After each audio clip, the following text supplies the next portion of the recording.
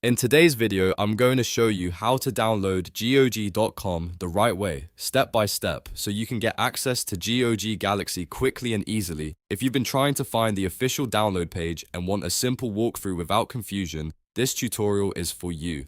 And before we jump in, if this video helps you out, make sure to hit the like button and subscribe for more easy software guides just like this. Alright, let's get started. First, open your web browser and go to GOG.com. This is the official website, and it's always best to start here so you know you're using the correct source. Once the page loads, scroll down the homepage until you see the section that mentions GOG Galaxy. This is where GOG introduces its launcher and game library features. When you find it, click on Check GOG Galaxy. That will take you to the dedicated GOG Galaxy page, where you can learn more about the app and access the download option. On the GOG Galaxy page, look for the button that says Download GOG Galaxy 2.0. Click that button to begin the download process. Depending on your browser, the installer file may download automatically, or you may be asked to choose a location to save it.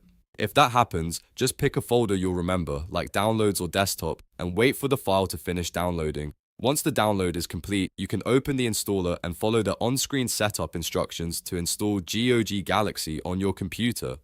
After installation, you'll be able to sign in, manage your games, and use GOG's launcher to access your library more easily. One quick tip: always make sure you are downloading from the official GOG website so you avoid fake installers or unofficial copies. That keeps your device safer and makes sure you get the latest version. So to recap, go to GOG.com, scroll down and click Check GOG Galaxy, then click Download GOG Galaxy 2.0 on the official page. That's all you need to do to download GOG.com and get started with GOG Galaxy. If this video helped, please give it a like, subscribe to the channel, and turn on notifications so you don't miss the next tutorial. Thanks for watching, and I'll see you in the next one.